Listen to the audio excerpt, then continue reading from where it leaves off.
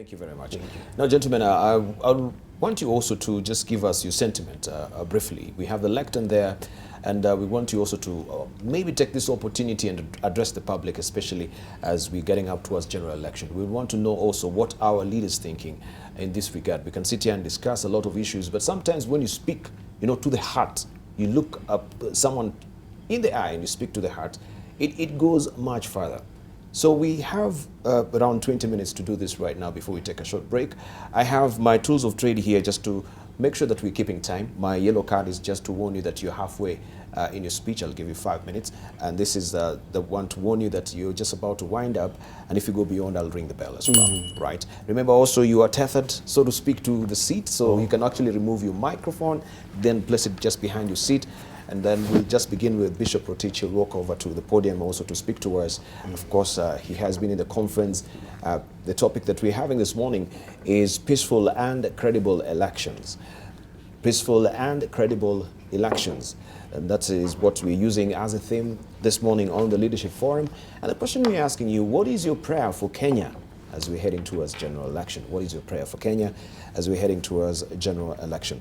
So we've laid the groundwork, the groundwork right now, and we want to hear from our panelists, as also we eagerly await for the Vice Chair of the National Cohesion and Integration Commission, that is Irene Wanyoike. She'll join us much later in the course of the program. She's running late. But we want to just hear from Bishop Alfred Rotich, who was ordained a priest way back in November 1983, appointed also auxiliary bishop of Nairobi on March 1996. Bishop, you can be walking over to the podium as well as we're reading out your profile. And also appointed titular bishop of Luliam, that is Kanikam, on March 1996. He's a consecrated bishop July 1996, also installed bishop of military ordinariate, right? From November 1997, he's a chaplain and was a chaplain of the military since 1989. He's currently with the Catholic Secretariat and is going to speak to us this morning for 5 minutes on peaceful and credible election. Bishop, starting now. Thank you very much. And this is a great opportunity for me as an elder in the church, a bishop in the Catholic community, and also working with the multi-sectoral forum that on 25th of November, we launched a program on peaceful and credible election and looking for people of integrity. Right now, the message from the church is that we need peace. We need to engage the citizenry to make peace. And I have a letter that was given to me in the 1st of January this year by the Pope. And he talked to us and he said, we need to adopt what we call a non-violent way of doing things, so that even our politics, we have a non-violent way of doing things. And he told us, and I read my letter that he gave to me, and he said, non-violence, a style of politics for peace. At the beginning of the year, he told us, I offer heartfelt wishes of peace to the world's people and nation, to heads of state and government, and to religious, civic, and community leaders, political leaders. And he wished us peace, every man and woman and child. And he prayed that the image and likeness of God in each person will enable us to acknowledge one another as a sacred gifts endowed with immense dignity, especially in the situation of conflict.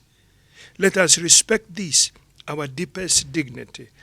And he called us that on this occasion, he would like to reflect with the whole nation that non-violence be adopted as a style of politics for peace.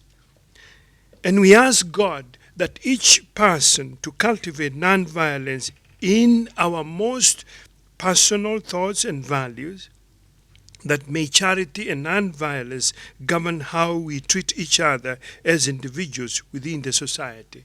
When I received that letter, constantly I have reminded Kenyans, and we want to remind Kenyans even today, that we need peace. But if we need peace, then we must make that peace. And that making of peace come from Jesus Christ himself in Matthew chapter 5, when he looked at the world and he saw that people are tearing one another. They are Pharisaic, they are Sadducees, they are people who are tribalist, who are ethnic in their own approach. And he mentioned that let's make peace. Let's be sober people.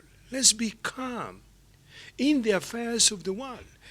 Peace is very important. And if we adopt non-violence way style in our politics today in Kenya, we'll truly have elections on the 8th of August 2017. And so the message is, our politicians, look at IBC as a child that was born recently, and that child needs to grow. Protect the institutions. Give them an opportunity to referee this game. And then, at the end of the day, they will be accountable to us. They will be transparent in all the ways. So, let's come together, pray together, and talk to one another. Let's adopt also dialogue. Let's not be casting stones on the persons that are our own children, men and women. But let us come together at the round table and a dialogue and treat this issue, mistrust, anger, and violence in ourselves. May God bless Kenya. May God give Kenya peaceful elections, credible. And then at the moment, let's look for and pray that God may give us people of integrity. Thank you very much. Thank you. Thank you, Bishop Rotich there, Alfred Rotich. And yeah, he says, let's make peace. Look at IBC as a child who was born recently and give him an opportunity, a sporting chance, of course, to carry out this particular general election. Let's not cast stones. Right, next we want to hear from Dr. Frank Njenga, who is the chairman of AAR Health Services Limited. He's also a consultant psychiatrist. He's the chair board of, was recently also the former chair board of NACADA in 2006. Also has authored many scientific papers, books, and book chapters, and also he's been a director on student campaign against drug abuse. We're going to hear from him talking to us also on peaceful and credible election. Let me try and reset my stopwatch as well. Dr. Ari, beginning now. Thank you. I am a bearer of good news. In this land where we wake up every morning with merchants of death and destructions grabbing all the headlines in our country, I would like to take you through a very brief account of the history of this country that convinces me beyond any doubt that this, our Republic of Kenya, is bigger, is greater, is more important, and will survive all the adolescent type behavior that we are seeing today amongst our political class. I've had the privilege of having a long, and some will say successful life, and I was present as a young adolescent myself in 1963 when independence came to this land. I was there and I was party to the promise of living in a land devoid of poverty, ignorance, and disease. A few years later, in 1969, we were all convinced that following the death of T.J. Mboya and the violence that came up from there, our country was destroyed beyond words. Well, guess what?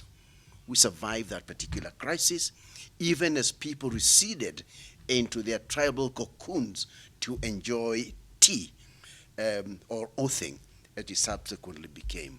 Kenya survived that very dark era. J.M. Kariuki died and riots came into Nairobi and people were killed. And again, the same prophets, many of them younger than they are today, professed the end of this, the Republic of Kenya. I graduated as a medical student. I have practiced since 75.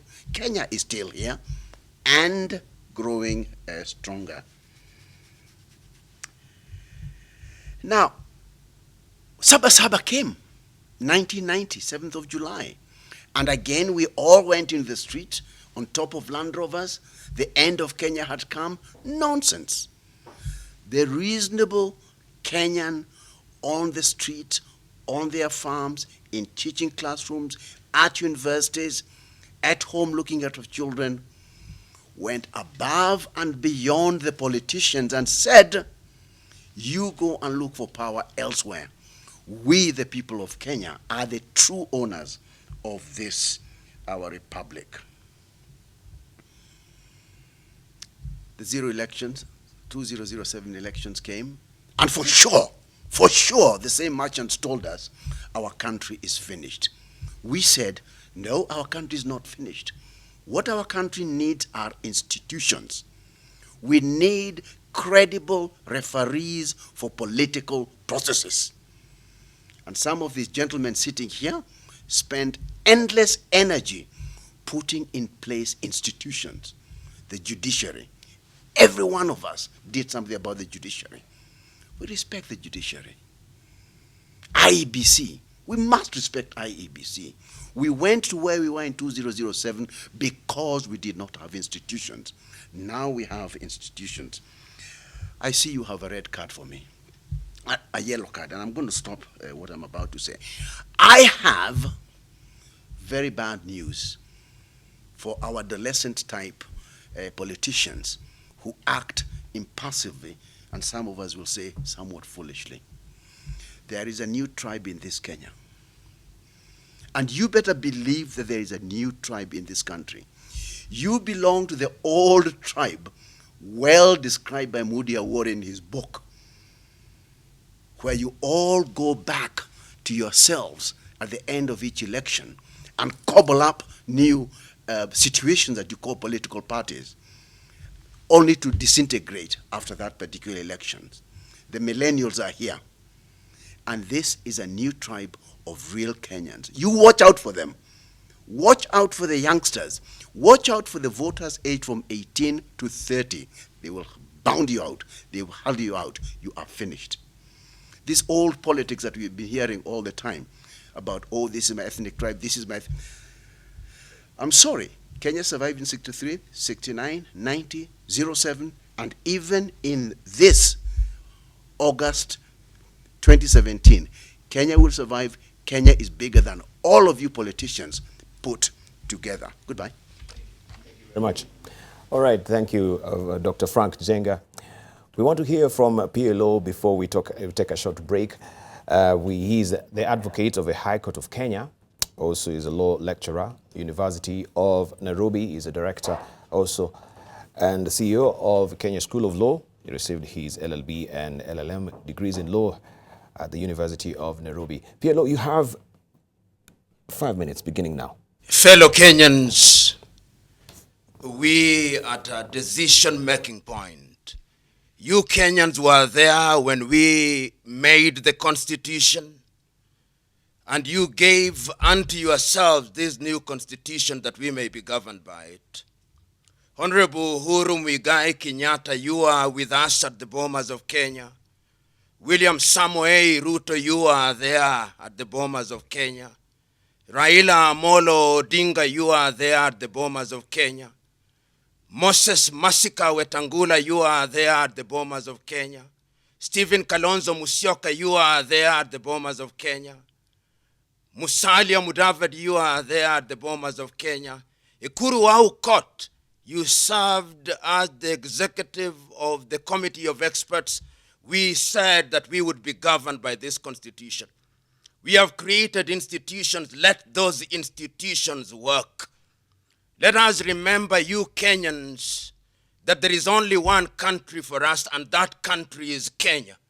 Mwalimu Julius Kambarage Nyerere said that he should look out for politicians who are governed by 5 things. Those who seek power for its own sake, those who seek property for its own sake, those who seek popularity for its own sake, those who seek prestige for its own sake, and those who seek pomposity for its own sake. We must preserve this country, and you politicians, remember that the right to lead is a privilege, and that you do not have the monopoly of wisdom, nor do you have the monopoly of this country. Kenya is our motherland to be protected, and don't appeal to our ethnic sensibilities. We are Kenyans. We are proud of our diversity. We are proud Kikuyus, proud Kambas, but it is the combination that makes Kenya great. So go out there and ask for our votes in humility. Don't go into the kitchen of the IEBC and tell them what to cook. Don't tell them how to procure. Don't threaten institutions. Protect the judiciary, protect IBC. And you, Wanyoike Chebukati, you are my classmate. Have a backbone. If you give politicians an inch, they'll take a mile.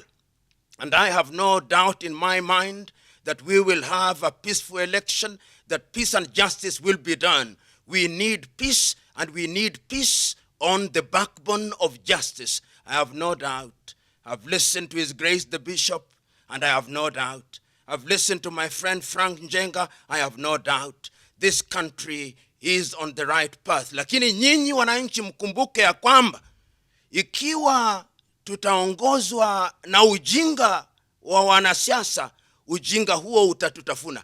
Kenya ni nchi yetu, tuipende kama vile tunavyosema katika wimbo wetu wa taifa. Mungu ajalieni. Thank you very much. All right, we want to take a short break right now. Remember, there is a new tribe in Kenya, and it is the tribe of millennials. And of course, you've heard from PLO as well, with that rallying call to the politicians as well. We'll try also focus on the voters. What is the fear of the voter, right? Is it because we are held hostage by the elitists in this country who are running businesses, who are running big companies, and of course they have the wherewithal, and we, the poor Kenyans, cannot match up? So is that big chasm in between there? How can we bridge it? This is what we're going to be discussing, and a raft of other issues as well. Welcome back. You're watching the Leadership Forum. We continue apace, of course, with a discussion here on peaceful and credible elections. And before we took a short break, we had from PLO. We want now to hear from the Vice Chair of the National Cohesion and Integration Commission, what they have prepared for us as a country in the way of making sure that we have a peaceful and a credible election. Of course, we've seen also heightened activity as far as hate speech is concerned. A lot of that stripping off the tongues of our leaders. So we want to hear also what the Commission is doing in that regard. So we're going to hear from Irene Wanyoike. Irene Wanyoike, she's the Vice Chair of the National Cohesion and Integration Commission. She holds a Bachelor of Law degree from University of Nairobi, also postgraduate diploma in law from Kenya School of Law.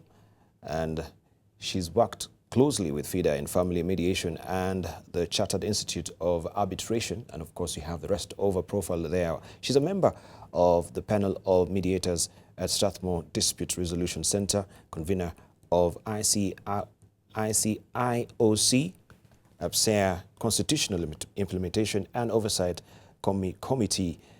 That was the former CIC as well, CIOC. So you have 5 minutes, Irene. I have my bell with me. I shall just get you also on keeping time as well. Thank you.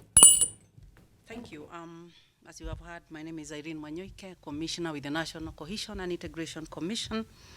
And as you all know how the National Cohesion and Integration came into being, it was after the 2007 post-election violence, where Kenyans fought, where Kenyans murdered each other, where we fought on tribal lines. Why? Just because of leadership. At the Commission, our mandate is to facilitate the elimination of all forms of ethnic discrimination proactively, and also promote tolerance, understanding, and acceptance of diversity, peaceful coexistence, and unity. I want to repeat, facilitate and promote. That is our mandate. Kenyans, we cannot force you to love each other. We have come to you, we have talked to you, we have partnered with the religious leaders, we have partnered with the women, the youth, to promote unity in this country. We have done a lot at the National Cohesion and Integration. But I want to say this. We need peace in this country. We need peaceful elections. And we as Kenyans are responsible. It is high time that Kenyans, we made a decision. We made a conscious decision that we want peace, because nobody can force us to love each other. It is a conscious decision that we need this country, that we need each other, that we need to make sure that this country is at peace even after elections, for the sake of the coming generation, for our children's and children's children. So I'm talking to Kenyans, all of you, and asking you, it is high time we made a conscious decision to make sure that this country is peaceful. Our leaders, the political leaders, are very few, and I'm addressing them. They're not even 10%. And yes, they have controlled our minds and our thoughts, and we have followed them blindly. And as I look at what is happening in this country, it is not good. But I know, and I am hopeful, that there is a chance, that there is hope, we will have peaceful elections, and Kenya will be one even after elections, because we need it. On August 8th, we will go to the polls. On August 9th and 10th, each of us will go back to our homes. The problems we left there, we will fight them the way they were. So it is up to us to know that when we fight, we are only fighting for leadership for just a few people. In 2007, we fought because two leaders disagreed. There was alleged stolen elections. And we fought. I keep on asking Kenyans, why did you fight? Even the person you are fighting for doesn't know you, does not remember you. The trouble, the problem that we have today cannot be solved through fighting. There are other ways, there are alternative ways of resolving our disputes. Dialogue, and that is what we do at the National Cohesion and Integration Commission. We've gone out this country, we have tried to bring together through dialogue communities that are fighting each other. We have put in place measures to make sure that this country is peaceful, that we have peaceful elections. We have partnered with the judiciary, we have partners with the DPP, we have partnered with the IG, the NIS, the political parties, IEBC. We are working together as one to make sure that we have peaceful elections. But we can only do so much. The rest depends on you Kenyans. So take a moment and think about yourself, your family, your children, your children's children, because there is something that Kenyans must know, that war and violence do not discriminate. Wherever you are, you'll be affected. There will be no discrimination, young, old. You all be destroyed as we destroy this country. And we have taken a long time to build this country. So let us not destroy this country because of elections. At the National Cohesion and Integration also, we have tried to deal with the menace of hate speech. We have tried to deal with the menace of that is on the social media, because a lot of the war right now, most of the wars are going on the social media. It is bad. And it is Kenyans who are doing that.